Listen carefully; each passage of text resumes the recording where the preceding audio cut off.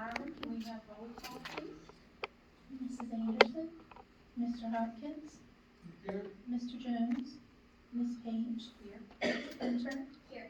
Madam Chair, the clerk certifies the presence of a quorum. Okay, thank you very much. Can we all please stand for the pledge of allegiance?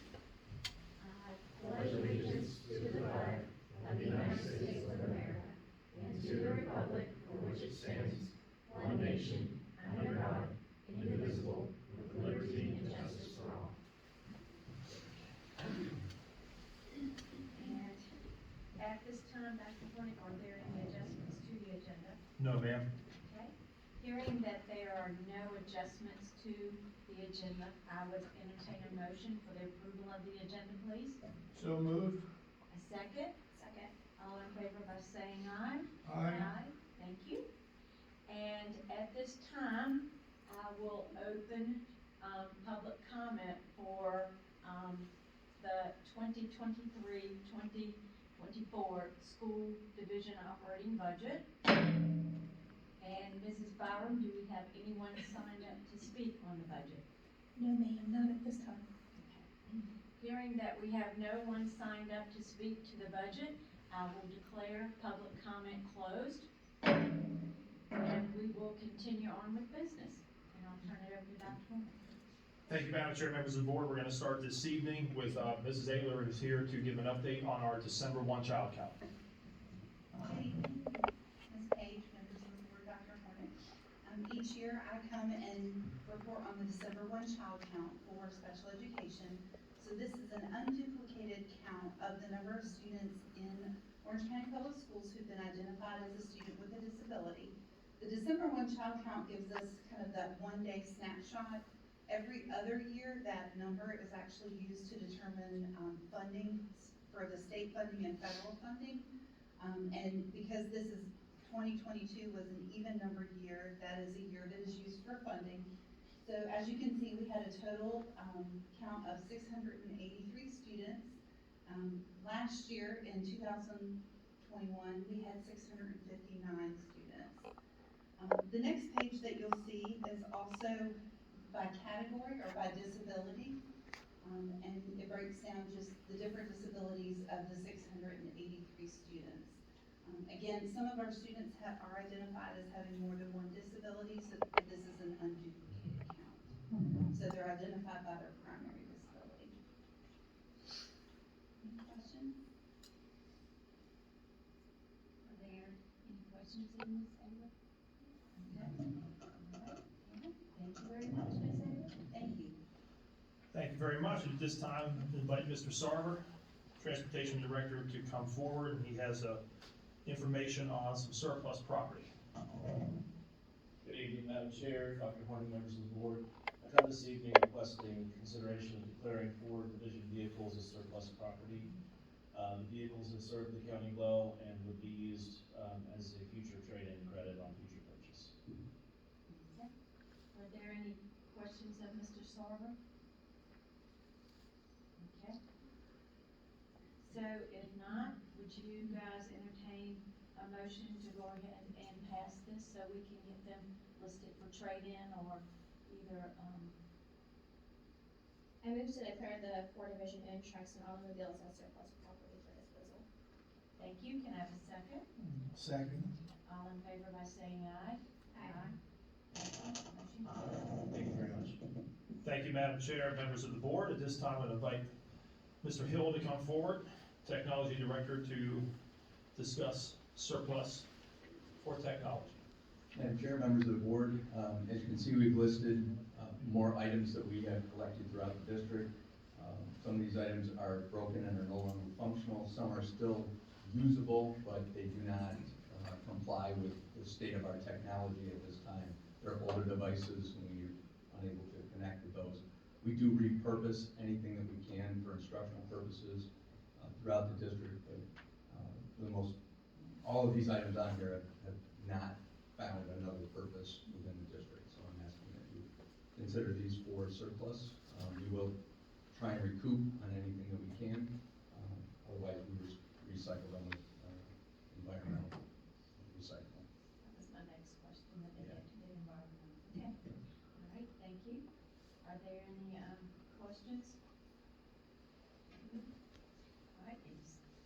you comfortable with going ahead and making a motion to, declare this surplus?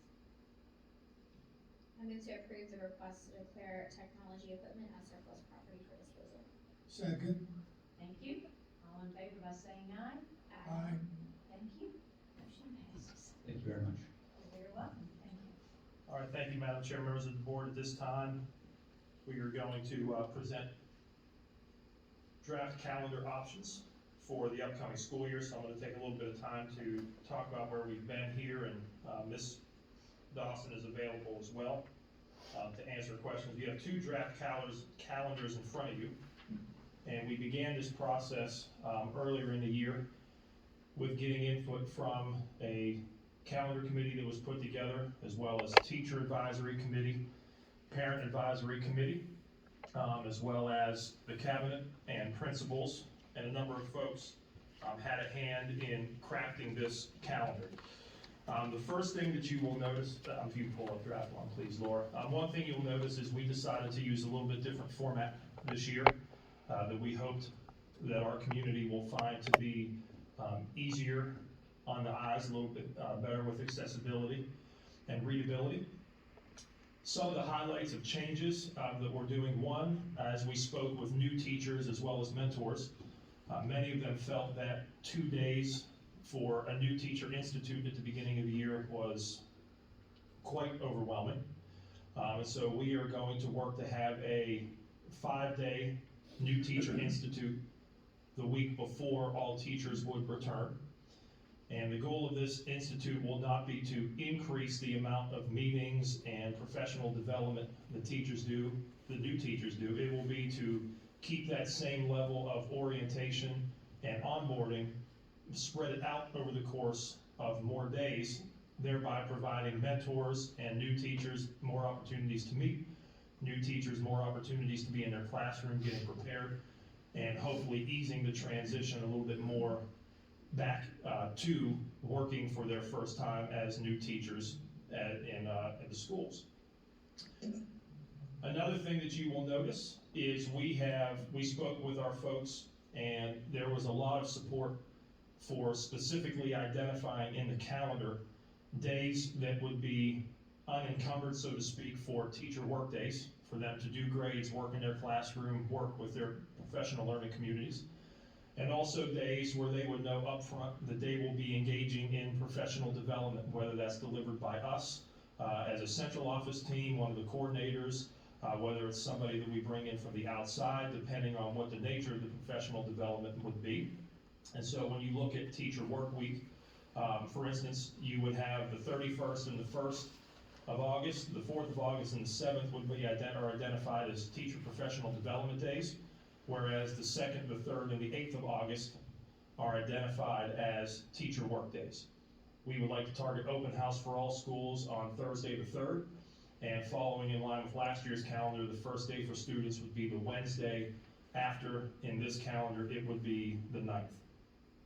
As we move into September, due to the early start date, the 1st and the 4th, by code, we're required to have no school those days. One of the things that the calendar committee, the parent advisory, and the teacher advisory all had a lot, and the idea actually came from a teacher on the teacher advisory committee. They were very interested in the possibility of moving parent-teacher conferences forward, so to speak. So instead of doing them right at the end of the 9 weeks, which would be right around the October 13th timeframe, they thought that there would be some value in targeting the 6 to 7 week mark, so that those parent conferences can become more formative in nature, and specifically if there are things that need to be addressed with a student, or if we want to work on behavior or performance or any combination of the two, by the time we have a parent conference, the first quarter isn't completely done and over with. And so what we did in this calendar is we are going to host, we're proposing a 1-day parent-teacher conferences at all schools on Friday the 22nd. And so in order to give teachers sufficient time to prepare for those conferences and make sure that they are valuable for our parents and guardians who are coming in, we would have an early release for students on the 21st. October 9th is Columbus Day. It's a federal holiday. We would like to target adding professional development to that day. And the 20th would be a work day at the end of the 9 weeks for teachers to get their grades done, complete, etc. November remains largely unchanged from previous calendars. November the 7th is Election Day, and 3 days for the Thanksgiving break on the 22nd through the 24th. Moving into December, this calendar has the same length winter break that the current year had, so the 2023 going into 24 winter break is the same length. We have an early release on the 21st, and then there'll be staff and student holiday from the 22nd of December up through, I believe it is the 2nd of January. We have worked with all schools to make it known that we want to transition. Should this calendar be adopted, we want to be able to transition to the second semester in 1 day. So January 3rd is identified as a work day, with students coming back on January the 4th. The 15th is a student staff holiday for Martin Luther King Day. And then when we move into September, we are going to target the same idea. We'd like to have an early release on the 15th so that we can prepare for parent conferences. And we would also like to have a professional development day dedicated in February. Up through there into March, the date that you see on the calendar is a work day on the 15th, which is shortly after the end of the third 9 weeks for teachers to engage in work to make sure the grades are ready and prepared. Easter is on the 31st, and the spring break holiday will be the 1st through the 5th.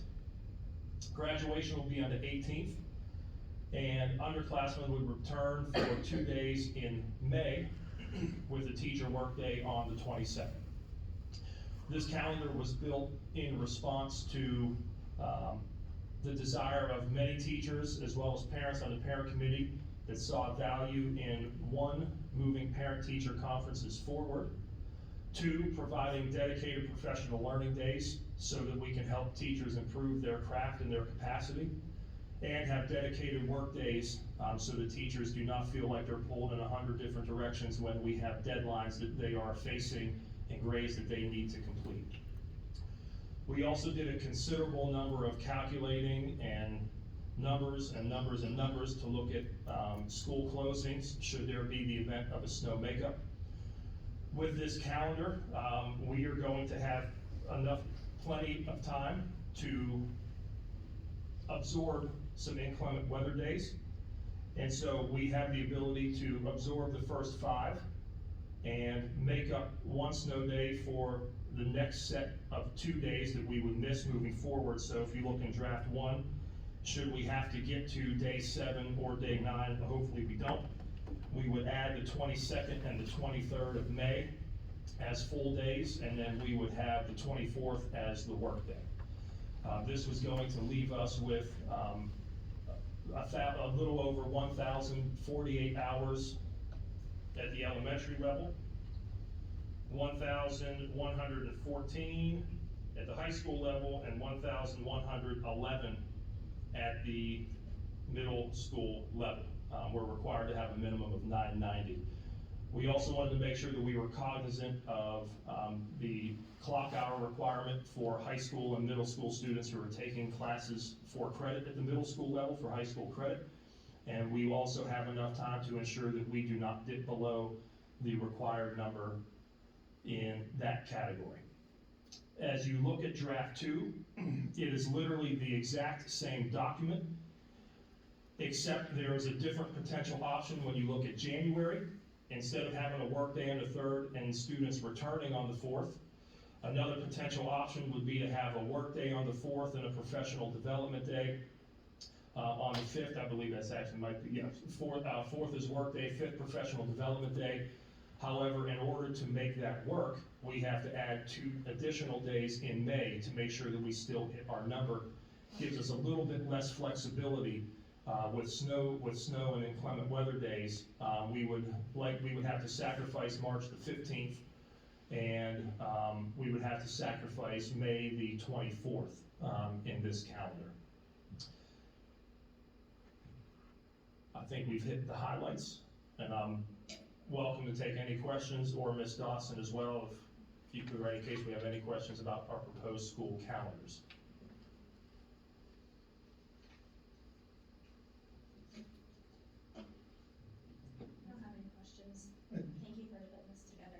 Thank you, yes, ma'am. I'm looking at the second one, and in August,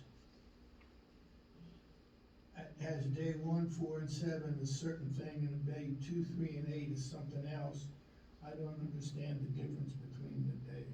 Sure, okay, so, there are some days whenever students are not in the building, there are some days that we literally dedicate for teachers to engage in professional learning, in a professional development activity. Whereas in other days, it is more of a work day where they are in their classrooms, a little bit more unencumbered, they're not attending meetings, they're not being engaged in professional learning. And so we tried to break those out to have more of a balance and to let our teachers know ahead of time so that they know when they're coming to work on August the 2nd, they know that their principal will not be calling them together and they will not have Dr. Anderson or Dr. Honaker or one of our coordinators coming to engage in professional development, curriculum design work, etc. For instance, we did that on Wednesday the 2nd because we want to have open house on the 3rd. And so to ensure that teachers can get their rooms ready and to have syllabi ready and things that they want to do, we're going to provide them the opportunity to have that as a work day. The day before school, August the 8th, that would be a day that we would want the teachers to have more flexibility in their schedules to make sure their room and their work and their papers and their copies and their canvas and everything else in their classroom is ready for day 1. So it's really for the purpose of the teachers. They were asking us if we could help identify a little bit with a little bit more specificity, so they had some expectations coming in of what those days would look like. And so that was where the color coding came in and why we built them on particular days. And I'm assuming that the second calendar,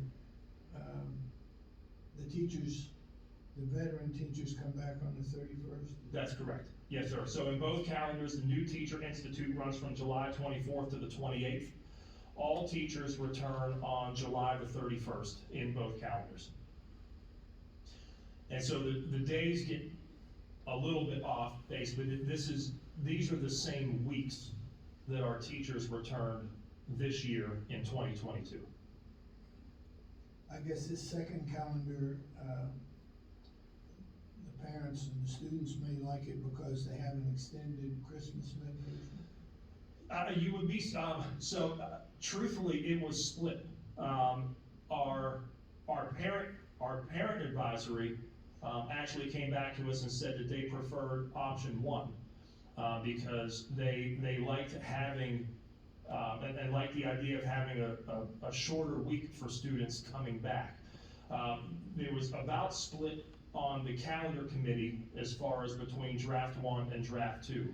However, when we explained the flexibility that draft 1 gives us as far as being able to absorb, and when we have to get to making up snow days should we get to that point, draft 1 is advantageous because we do not have to sacrifice a teacher workday, whereas on draft 2 we have to. So the calendar committee liked 1, the teacher advisory I would say was split, the parent advisory came back with 1. My overall preference and the overall preference of the administration is draft 1 due to the flexibility at the end should we have to add 2 inclement weather days. That's basically all I needed, because I could vote for either one of them. I just need to know where the administration wants to go. Yes, sir. So, And that's the big difference with the 2. Draft 1, the thing that is a benefit to us is the flexibility with snow days. Yeah, that was my thinking, just being a parent myself and knowing, getting back in the routine of things, that they having a shorter entry back into school and back into a routine, I think would be beneficial. So what you articulate is exactly what the parent advisory did. They made it akin to the beginning of the year where we start on Wednesday, and you have some time to reset, get back into the groove in draft 1. That gives you that opportunity on the 4th and the 5th, as opposed to everybody's coming back on a cold on a Monday. And that was really the idea, and that's where the parent advisory committee actually came back and saw great value in having, students in school Thursday and Friday that week. So are you two members comfortable with passing this, or would No, I you think- rather wait till? No, I think we should the wait. 6th? First is that'll give time for public comment, and second is it'll give a chance to our other two members to see it. So I would say we should. That would fly with that then. Okay, all righty. Okay, thank you all very much. Appreciate that. And if there's any additional follow-up, of course, myself or Ms. Dawson are available to you. At this time, I believe it's Mr. Arnold's going to come forward to provide an update on school facility projects. Thank you, Dr. Holman, and the chairman, members of the board. For what little it may be worth, some of these projects, of course, draft 2 of the calendar. It's almost 3 weeks to get stuff done. Thank you. Moving on, we'll start with Gordon Barber classroom addition and renovations is moving right along. It's finally hit its stride. We've got it under roof and we have the concrete slab poured as of Friday, January 13th. So they'll be continuing the roof decking insulation and those have been completed. Metal studs, electrical and plumbing roughing will be underway for the next few weeks. Orange Elementary, the equipment is on order for the HVAC replacement in the classrooms and in the gymnasium. That, of course, is to replace the 2-pipe system with water source heat pumps for better efficiency and humidity control and the ability to heat and cool each room as needed any day of the year. Locust Grove Elementary School unfortunately experienced a major water loss where a pipe leading to a water fountain in the back of the gym in an exterior space froze on that 5-degree day and then thawed out the following week and flooded just about the entire gym. We've had the decking, the floorboards and underlaying, it's 2 layers of plywood that was all saturated, so we removed that from the worst section of the gym floor and keeping heat on and dryers on to keep it from to let it dry out. And we'll be coming in on Wednesday to take up the rest of the bad floor. And we'll work with the insurance company to get it put back. Locust Grove Primary School was built with wood baseboard like you have in your house. 7 of the rooms in the front office have had termite damage, so we came in and tore out the baseboard in those rooms and put in 1x6 PVC board. So we'll eventually be doing that in other rooms, but we got the ones in the new one. We also replaced several benches and platforms on the playgrounds, which had deteriorated. About 30 years old, but amazingly we were able to get parts and replace them one-on-one. Chillers are on order for both Locust Grove Elementary and Prospect Heights. The first pair should be arriving in April and the others in August. Here at Teague, we completed the IT workroom with the new ceiling grid and new LED lighting and the registers for the new HVAC. And as I may have mentioned before, the room previously had no ceiling and had 3 very loud HVAC units that were part of the 2-pipe system as well. And at Unionville, we have removed the old radiators from the music room and all the hallways. And that was the radiators that had the asbestos paper on them, and so we had to do it in time when the building was unoccupied. Same contractor patched and painted the walls.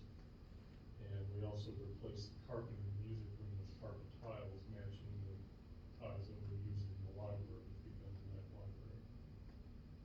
The remaining radiators are only in the offices, restrooms, and the conference room, and we plan to remove those during the summer. Any questions or comments from the board? I don't think so. Thank you. Thank you, Doug. you, Mr. Arnold, and Madam Chair, members of the board. We'll move on, and Mr. Honaker and I, we are going to provide an initial update as far as the work we've done on the operating budget and our priorities and our targets for this upcoming budget season. And so again, this is gonna be a focus on our 23-24 operating budget priorities. And so we will start with the realm of salary and benefits and things that we would like to prioritize. So first and foremost, we want to make sure that we do not,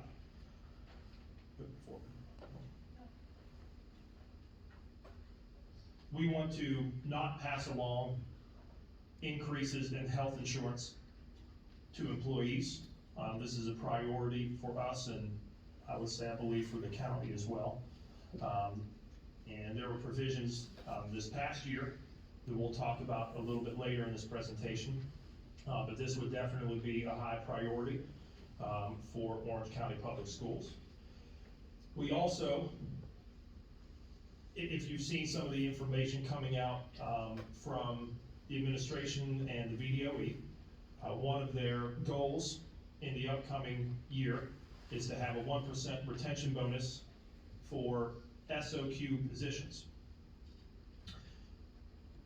As you look at a school division like ours, where we have a number of critically important employees who are not identified in the standards of quality, we have historically, and with good reason, always made sure that we found a way to take care of all of our employees, not just ones who are identified in the Virginia Standards of Quality. So we would have a priority to be able to offer a retention bonus to all full-time employees. We do have the flexibility based on what I read and what Mr. Honaker read to determine how that would look and how long an employee would have had to have worked in the school division, et cetera. So the school divisions do have flexibility to determine some of those parameters and some of those specifics. But our priority would be to hopefully provide this bonus to all returning full-time employees. We also are going to target at a minimum of 5% pay increase for full-time employees. This is in line with state goals as well. Again, the state of Virginia is going to provide funding for SOQ positions. And again, we would want to make sure that all of our employees were able to keep up with inflation and to recognize their service and their efforts. We also have a host of areas that we would really like to attack for a raise beyond the 5%. And this is where the numbers game will come in, and we'll have to, this is where Mr. Honaker and I will be working.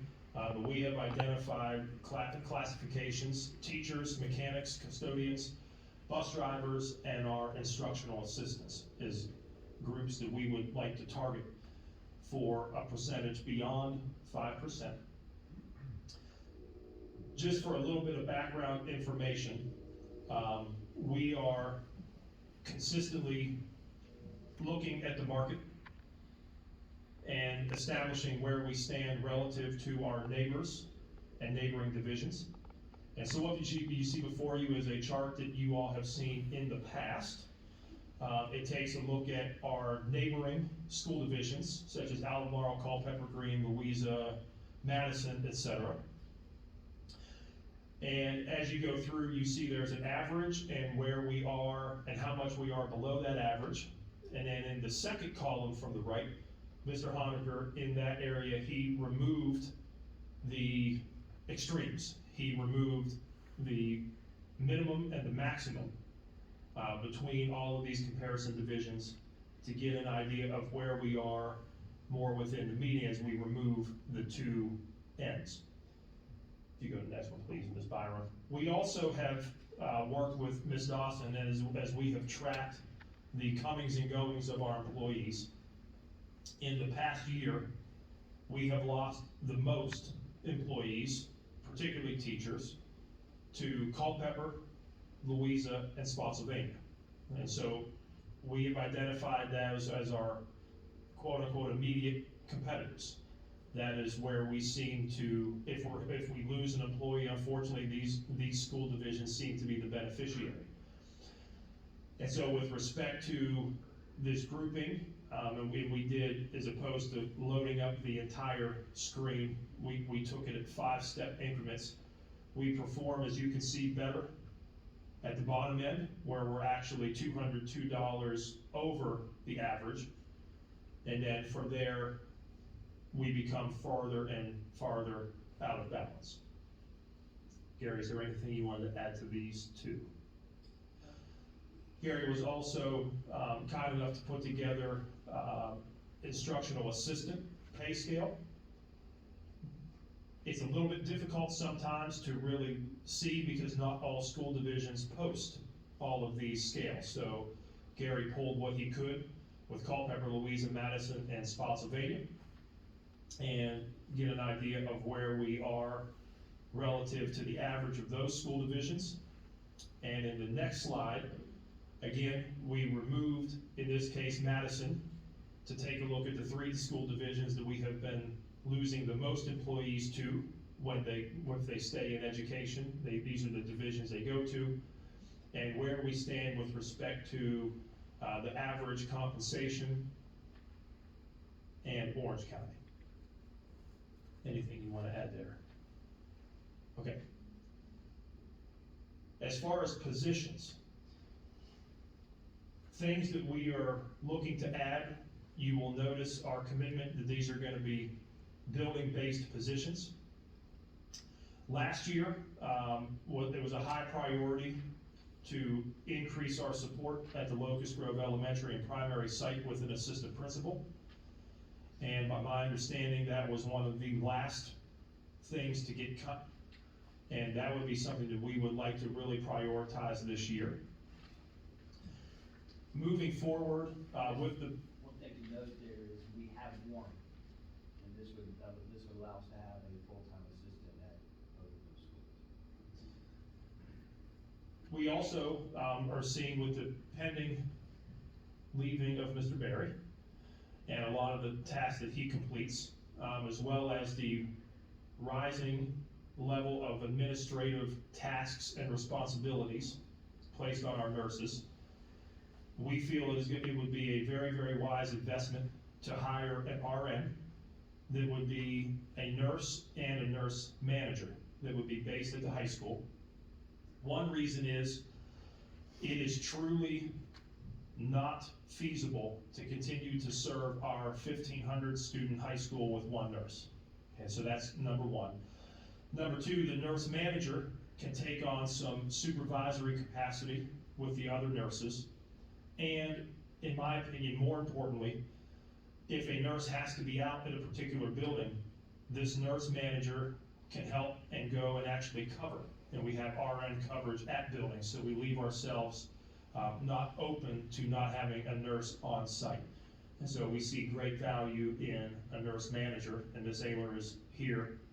They fall under her domain ultimately, so she's happy to answer any questions you have there. The next positions that you see listed are already in our school division, and they are funded with ESSER monies. We have student support coaches and a technology support specialist. ESSER funding is set to expire at the end of next fiscal year. We currently have 41 positions paid for via ESSER funding. You have these 6 positions here. We have 9 permanent substitute positions, and we have 26 employees that are paid on the instructional assistant scale.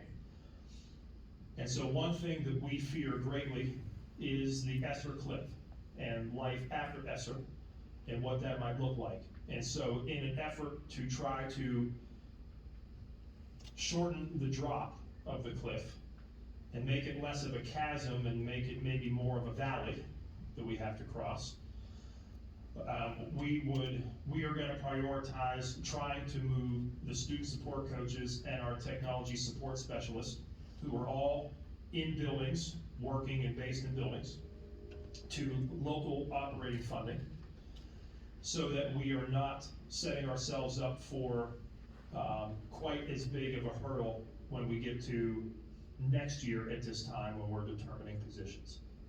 Anything I missed there, Gary?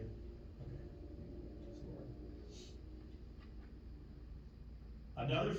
Another group of folks that we have but we don't. We are committed to improving teaching and learning in this school division, because that is what our primary job is. We are here to see to it that our students get an excellent education. And we have decided that it would be a very excellent route to go, as opposed to having managerial department chairs, to employ true curriculum specialist lead teachers. And so I say that we have these positions, but we don't. We have these number of folks essentially, for all intents and purposes, serving in a department chair, managerial, administrivia type capacity. We are committed to increasing and enhancing the roles and responsibilities of these leads. These would be jobs that there would be a formal application process for.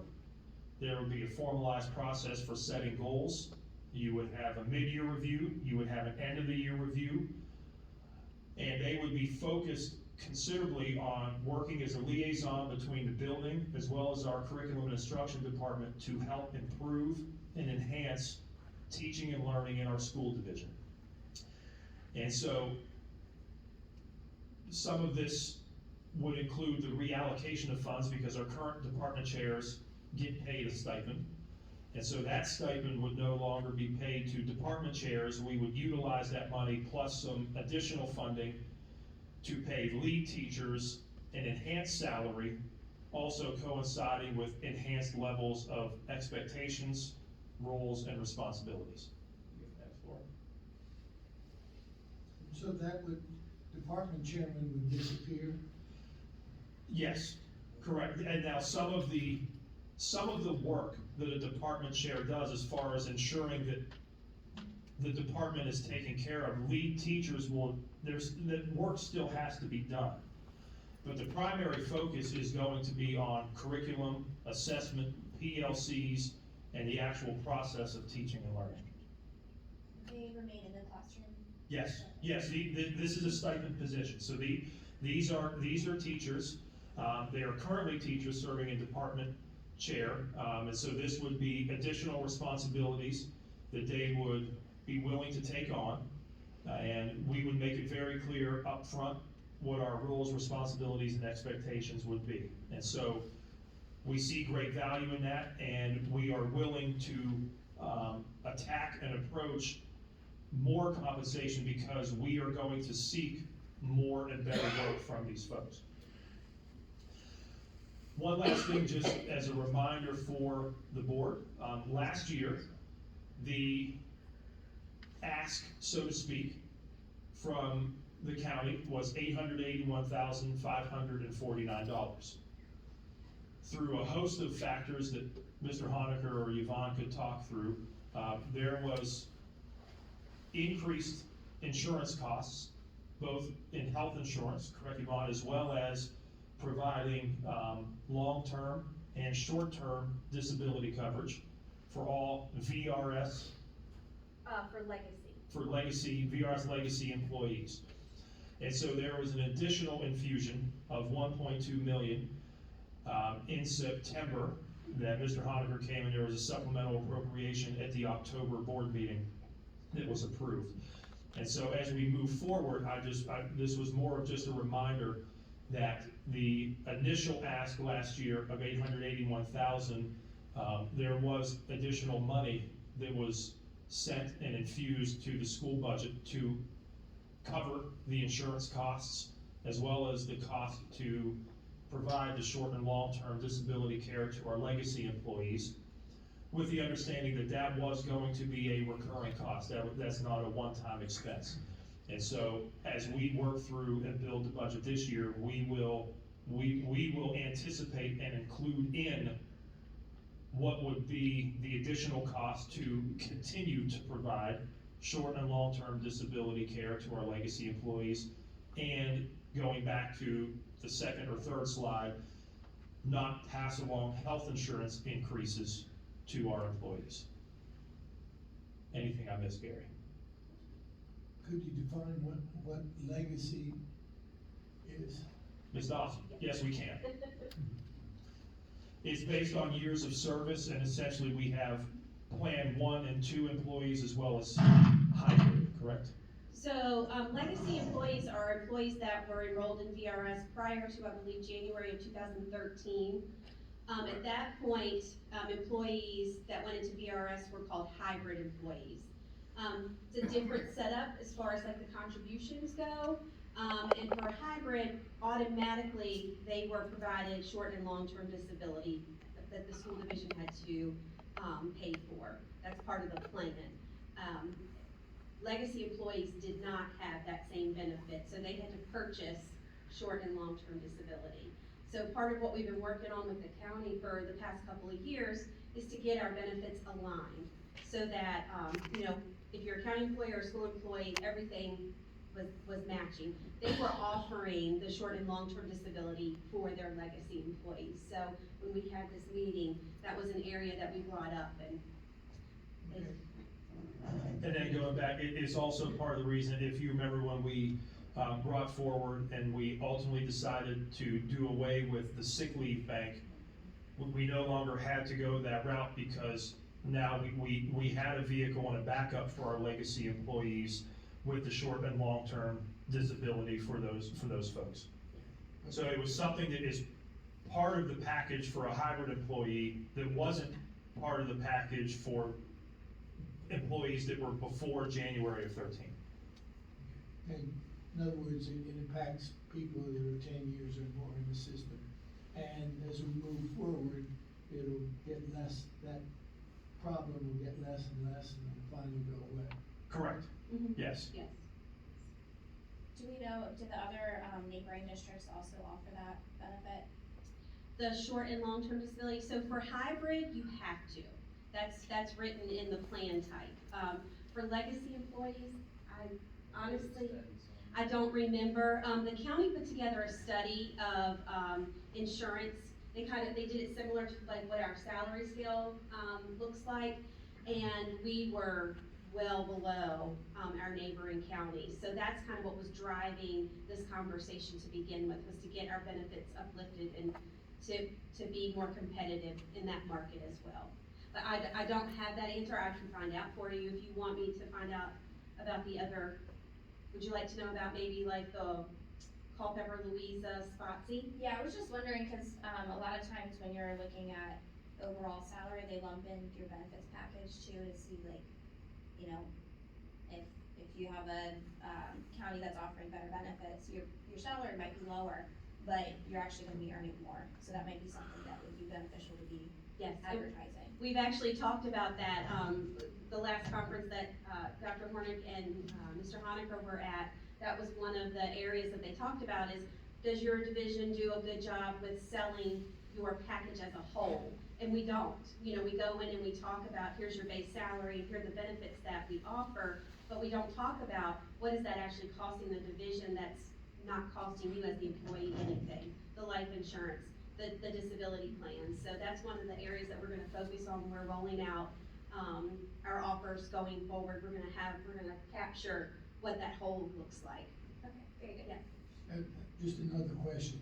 Say you have a teacher that came from another state that's 15 years of experience. Would they be considered a legacy employee or? So they have never worked in Virginia? No, they would be a hybrid. Okay, so I'm just theorizing off the top of my head, because we don't have a whole lot of teachers coming with a whole bunch of experience. Most of our teachers are either beginners or less than 10 years. You'd be surprised. honestly, you would be surprised, Mr. Hopkins, I can't believe the number of teachers that we've hired just this past year that have over 10 years of experience, and the ones that have relocated to Virginia from other places. Right, well, you're gonna have that for people that actually relocate, but. The legacy employees they're slimming out, and the numbers of the hybrid employees are going up. I mean, I certainly support what we're doing, I just, in my personal opinion, it doesn't have much to do with filling jobs. People are always gonna be moved, the husband gets a job here and the wife moves, and, I mean, that's always gonna happen. But from my experience, teachers that have more than 10 years in are usually gonna stay with the system. Because if they wanna move, they're gonna move before that. I wish that were true these days. There's no rhyme or reason. Yeah, we're just. I mean, I guess, and the market determines that. So I'm in my 20th year here. When I first came here, I thought it was crazy when somebody left after 5 years. I was like, what are they doing? Now I just want them to get through the year. That's where we live. And it is, and we've lost 15 teachers this school year, since August 1st. That's a significant number. So we're trying to do everything we can, not just in the salary, but the benefit package and the other things that we're able to do as a division to try to keep, the employees that we do have. Yeah, well, we could go back and look at the salary scales, but you saw how, as a further in, how we fell back. Yes. When you're falling back $5,000 and $6,000 a year on salary, I don't think the employee's making a choice because of health benefit. Probably not. That's very true. Thank you, Ms. Dawson.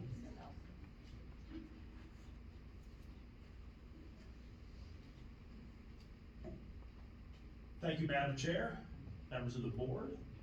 We will move on, and this was our originally scheduled programming from December the 19th. So I would like to invite Judy and Renee to come forward to provide the board an update and a presentation on our K-12 curriculum for electives. Thank you. Thank you for the opportunity to share information on these important courses that play an integral part in our children's experience in school. So on the next slide, these are the types of classes and courses that we're going to talk about tonight.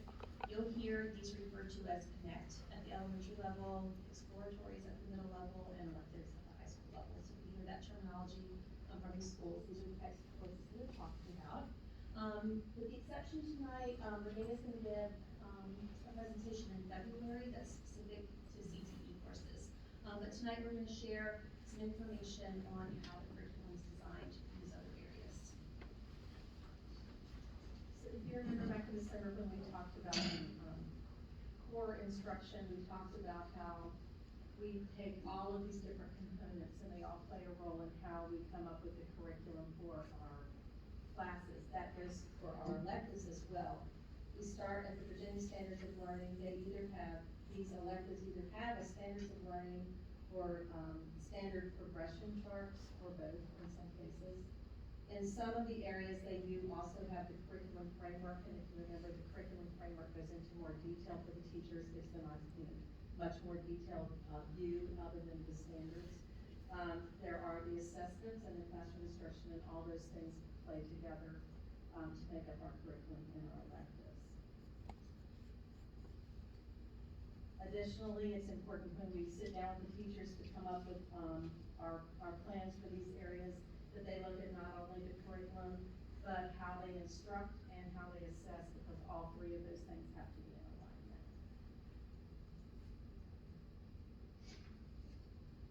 You've seen this graphic before in our previous presentation related to core content. So all of these areas, we also receive a lot of guidance from our State Department of Education. So we start with those resources that are provided to us. Then our teachers work across the division together to share lessons and units. From there, they make a lot of decisions at the school level. For instance, at the elementary level, often the teachers in art, PE, and music will work together and integrated projects for the students, and they'll be working on projects throughout the year. And then again, teachers are able to make adjustments at their classroom level to accommodate the needs of their students and to differentiate instruction to meet needs of individual students. So we're going to share some of the resources that our teachers use in these areas, and you'll see that a lot of it is very similar to what you've seen before in the core areas. So we're going to start with pre-K, because that's a little bit different from our K-12 resources. So you've seen the areas, the three to the left in our previous presentation, but also our students who are in pre-K are responsible, our teachers in pre-K are responsible for supporting our students there in health and physical development and in cognitive development. So you'll see the kinds of skills that they work on that would be considered health under gross motor, fine motor skills, physical health, and how to take care of yourselves. And then the fine arts fall under that cognitive development component of their curriculum. So that includes music and fine arts, and also lots of dance, expression, movement in the classroom. Not formalized, but informal. Our pre-K curriculum that we've adopted is called Frog Street, and those kinds of activities are embedded in the lessons within that program. So they have art, music, and physical movement as ways of enhancing what they're learning that's academic, and it's integrated throughout their lessons each day. This particular slide shows the kind of progression and also the kinds of indicators that are used for gross motor skills. This is just one example. There would also be another example provided to teachers that would show that progression for fine motor, for example. So you can see we start with students as young as birth all the way up through the time that they enter kindergarten. These are the kinds of skills that our pre-K students engage in art and music. So you see lots of opportunities for exploration, for sensory types of experiences, and a lot of opportunities within their learning for them to incorporate music and movement, and of course play, because that is how young children learn.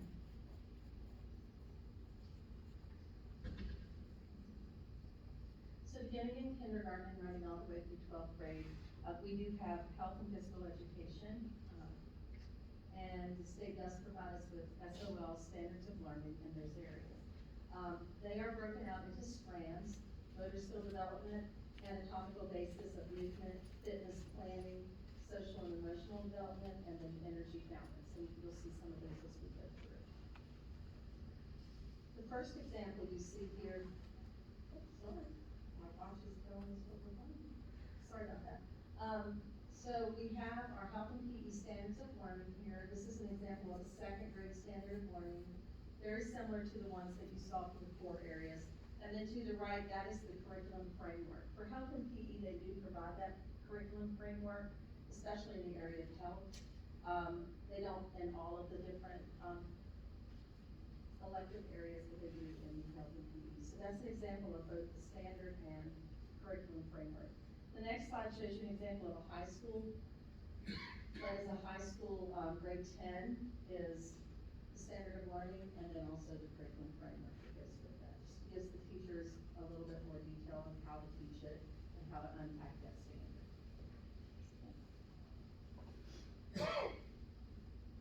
You see the same type of setup for fine and visual arts. These areas are organized by strands. They include creative process, critical thinking and communication, history, culture and citizenship, innovation in the arts, and then of course technique and application. And then we'll show a few examples from music and for art. So again, you can see that those SOLs are broken down by creative. This is just from the strand of creative process on the left. So this is an example from 7th grade. And then you see another on the right that shows the progression under the strand of technique and application. So that shows the teachers how the students' skills would develop over time. Again, these are very broad pictures of this. And then in music, you can see this is just another example. This is high school music instrumental, and shows then that strand of technique and application, how that standard develops. And a similar example for visual arts.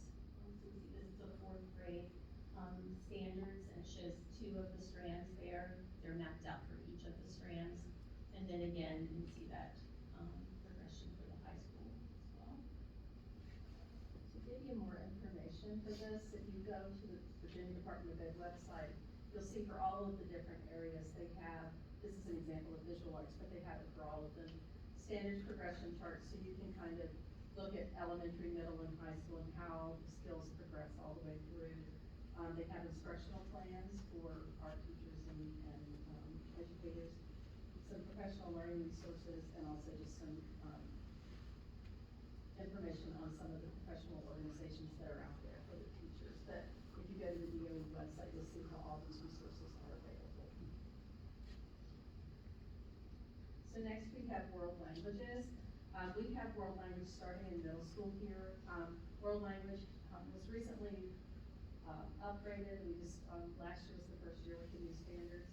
You have the 5 different world language strands that all of the standards fall under. You can go ahead to the next one.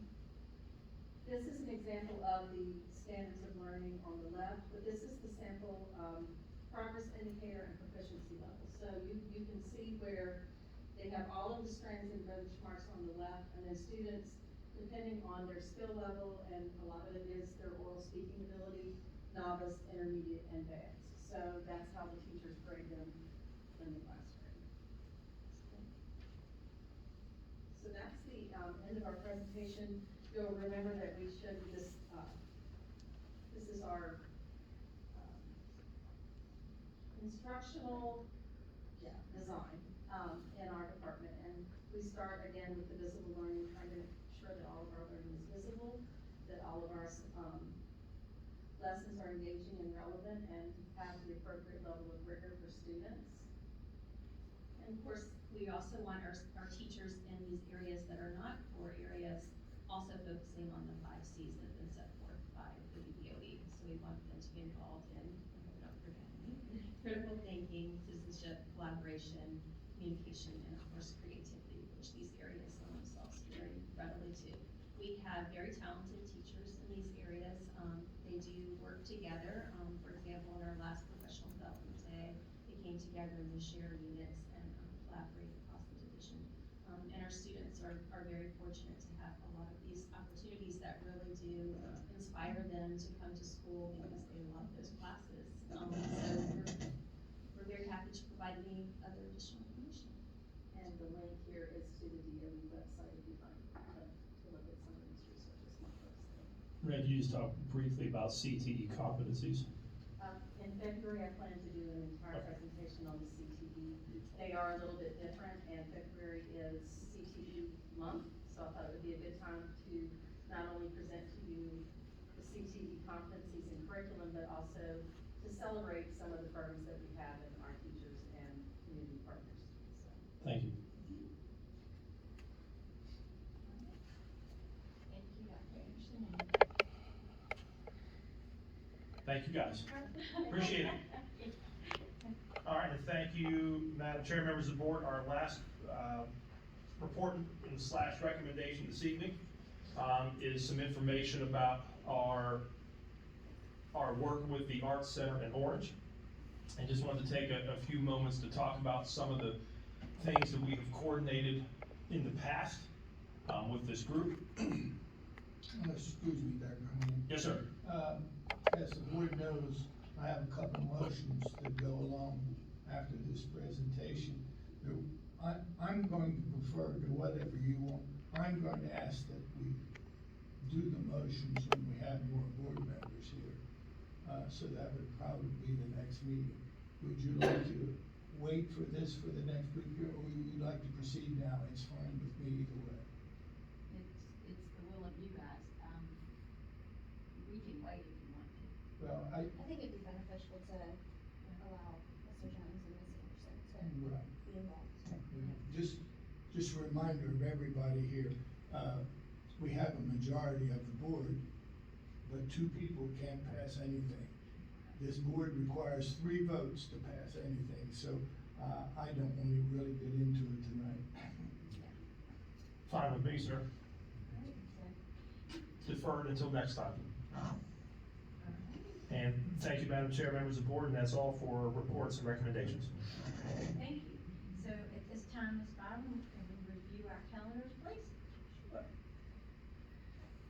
Okay, for February, we have the governor's school meeting on the 1st, and the district spelling bee at 6 p.m. in Prospect. And then we have a board meeting every Monday in February, because it's budget time, so if we find some of them aren't needed, we could possibly cancel the budget work sessions, but right now, they're all on the books and scheduled. We have tentatively the strategic planning, steering committee on the 15th, 16th, and 17th. We also have our Academic Scholars Institute Community Partnership Dinner at 5:30 on the 16th at Prospect. And there is a prep board meeting on the 17th. And then, moving forward to March, we have, the VSBA Central Region Forum. I'm not sure, have they chosen where that will take place yet? Yeah, I don't know that they've announced it yet, I think it's still to be determined. Okay, and as you will recall, this is the one where they have the VSBA art contest. We submit our artwork for that. We have our regular meetings on the 6th and a work session on the 27th, and an Ed Foundation board meeting on the 23rd, and a prep meeting on the 24th. Alright. Madam Chair, I expect to not be in attendance at the March, 28th, or 27th.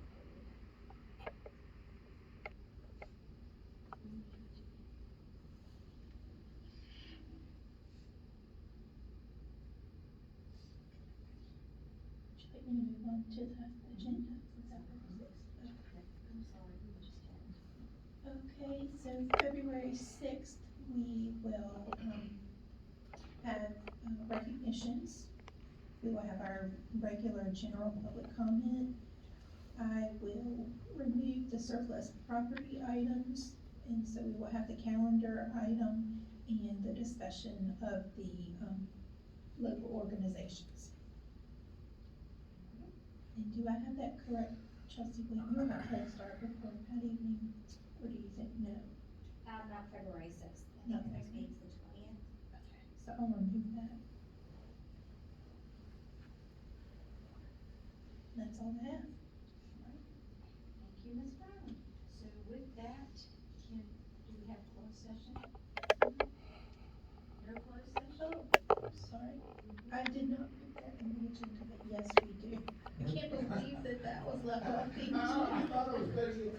That's weird, I'm sorry, I use a template and I don't understand how it's not there, but we do. Alright. The motion will be the same, it's just personnel, so let me go back, I can pull up January 2nd for you to read. Alright, that'll work.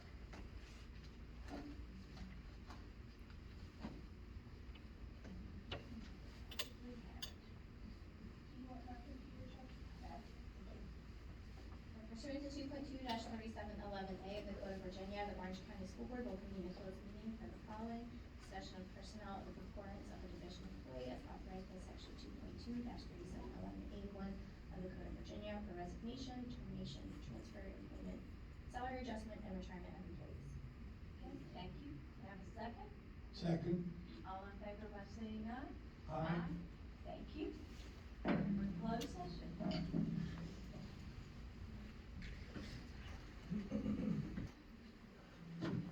We have that, form we have to fill out, is that due by the? If I fill it out, there's a PDF file, if I fill that out, you just email it to you. Yes, I- but I I- still need to print the signature pages. The Orange County School Board has convened a closed meeting on this date pursuant to affirmative recorded vote and in accordance with the provisions of the Virginia Freedom of Information Act. Whereas 2.2-3712D of the Code of Virginia requires certification by the school board that such closed meeting was conducted in conformity with Virginia law. Therefore, be it resolved that the Orange County School Board hereby certifies that, to the best of each member's knowledge, only public business matters lawfully exempted from open meeting requirements by Virginia were discussed, and only such public business matters as were identified in the motion by which the closed meeting was convened were heard, discussed, or considered. Thank you. Can I have a second? Second. Roll call, please. Sorry. Mr. Hopkins, Yes. Ms. Quintard, Yes. Ms. Page. Yes. Madam Chair, the clerk certifies the vote as 3-0 with 2 members absent. Thank you. Dr. Hornick, does disposition of personnel matters come with your recommendation? Yes, ma'am, recommend to approve the personnel matters as presented in closed session. Can I have a motion, please? Move to accept the recommended approval of the personnel agenda and addendum to include resignation, salary adjustment, employment, termination, transfer, and retirement of staff, and extracurricular and coaching appointments. Thank you. Can I have a second? Second. All in favor by saying aye. Aye. Thank you. Motion passes. And at this time, is there any other business? Then I will adjourn this meeting.